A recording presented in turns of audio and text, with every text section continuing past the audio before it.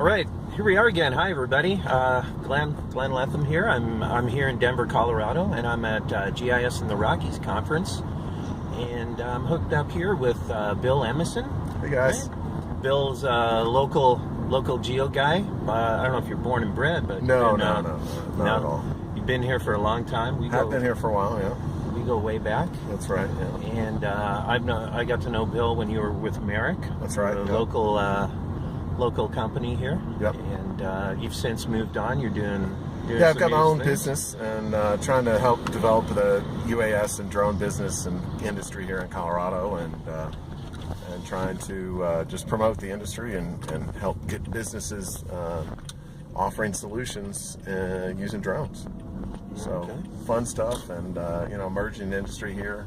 Got a couple test ranges in the state now, so that's exciting, and really just about getting out in front of people and letting them know what they can do and how their businesses can use them to move forward. So really interesting stuff. So there's a lot of interest. You see a lot of companies or a lot of people adopting that technology. Yeah. Well, agriculture here is big, of course. Mining is another big industry here, so there's a lot of utility with that. All over the board. A lot of construction here, of course, with everybody moving to Denver. So, yeah, there's going to be a huge demand for it, I think, going forward. Nice.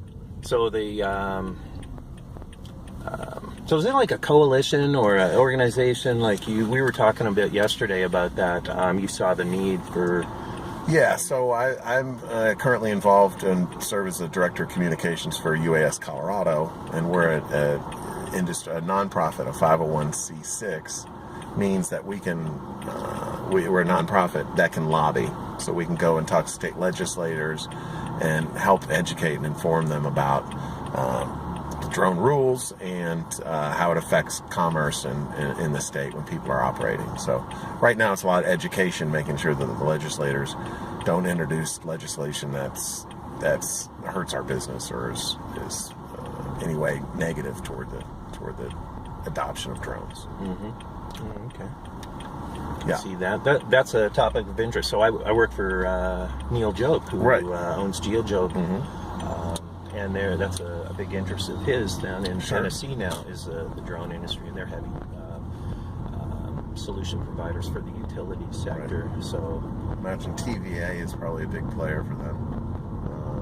Tennessee Valley Authority, and they have I'm sure have a lot of needs and applications for drones in their operations. Yeah. So I don't know if there's an organization similar to UAV Colorado. Oh, I don't know.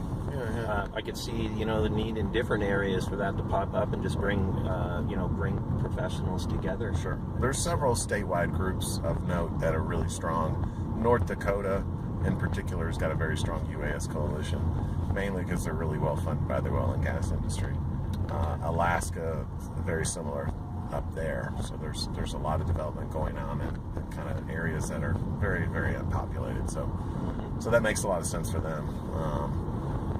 But we're just starting to see these state organizations start to come up and come into fruition. So if it's not a statewide, it's a coalition of Northwest Kansas and another state, that Missouri or somebody that might be collaborating together to help kind of build the industry and help with jobs.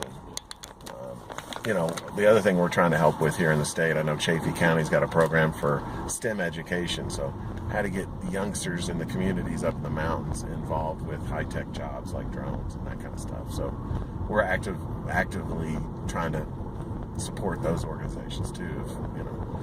Let's get people up there working and spread the technology around. So, speaking of that, I think you were mentioning to me yesterday that it's fumbling with the camera here. Sure. Excuse me. As far as the employment rate here in Colorado. Yeah, the employment rate here is very low, and so it's a challenge to get workers just because there's so much demand for unemployment jobs. Rate's low. The unemployment rate is low. Oh, okay. Yeah. So it's probably 2.5% or below. So it's really, really strong, and the demand is there. It's just finding qualified people that are skilled and have some experience. I think. Oh, there you go. So Colorado, there you go. if you're looking for a job, this might be a place to come. Yeah, and, absolutely. Bring that resume. A lot of work here. Nice. Okay. So an event, I think you also brought up the topic of an event that's happening this fall. Yeah, we've got a couple different events in the UAS world in Colorado. I run the local meetup group. It's called the Rocky Mountain UAS Professionals. And we meet monthly to network, talk about new technologies, just to really mainly to network and interact and try to build a community by collaboration mainly. And then we're also through AUVSI, which is a big industry group in the UAS world. AUVSI and UAS Colorado have partnered, and we're putting on the Rocky Mountain Unmanned Symposium, and that'll be November 2nd and 3rd at the Wings Over the Rockies Air and Space Museum here, which is a really neat, aviation facility here in Denver. Oh, okay. Yeah. It's Have you been over to that? I have not. Yeah, No. it's really cool. Here in Denver? Yeah, it's just right over in Lowry, which is the old Air Force Base. And it's a big old hangar, and they've got a bunch of planes and aircraft, and they actually have some spacecraft in there as well. So it made a lot of sense for us to put, a drone conference there. Definitely. So yeah. I've seen there's a few events going on in that space now. There must be they're all battling for. That's right. So there's the Commercial UAV Expo is the other one that I go to, and that's put on by Diversified Communications, which puts on International LiDAR Mapping Forum and a number of others. So that'll be their show is late October, actually Halloween in Las Vegas. So I don't know what I'm going to try to figure out a costume, for Halloween in Vegas. Okay. Yeah, That sounds kind of fun. yeah, should be. Good.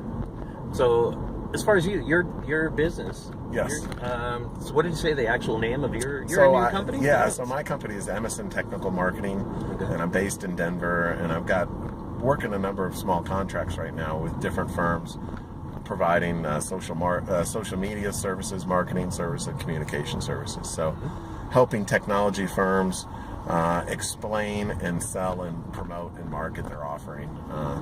As you well know, a lot of marketing firms, or a lot of engineering firms and technical firms aren't so good at the marketing side. So I'm just trying to help them, make sure that their offering is easily understandable and appeals to the market, and helping them either promote it or market through different channels. So that's part of what I'm doing the nonprofit work with UAS Colorado, and again, just trying to figure out a way to go forward. One of the things with my experience with LiDAR, I'm looking at a lot of opportunities where there's LiDAR on a UAS, and doing applications of that type of technology for small project work, where it's too expensive to get a manned aircraft out.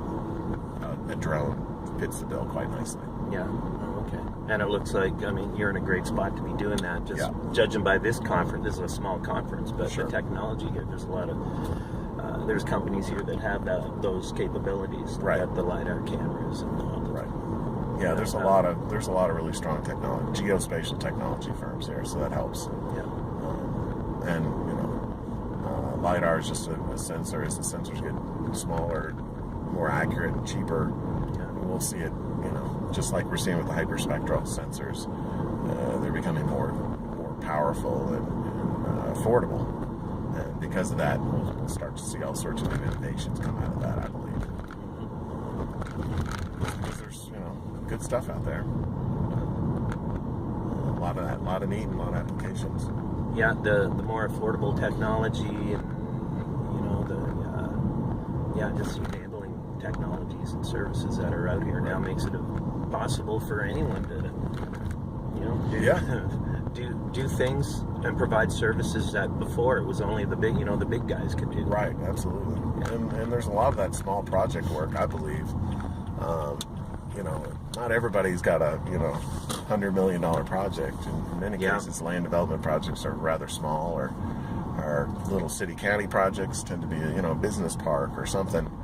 Maybe 10 acres, 20 acres, something like that. So it's cost prohibitive to bring a manned aircraft out, so a drone really makes a lot of sense, especially for reflights and change detection and showing progress of a project. That's really valuable for the communities, and I think for the public to see, hey, what's going on here, and allows them to see what normally they wouldn't be allowed to see in terms of a construction project or a new improvement.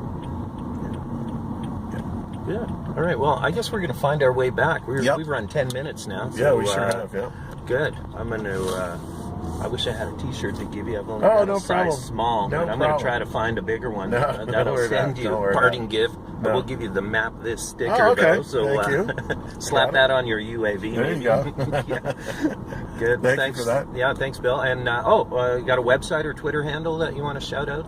Yeah, my Twitter handle is at Emison Tech, EMISONTECH, and I'm on there all the time. So hit me up. I'm on LinkedIn too. If Bill Emison, of course. There's only one of me.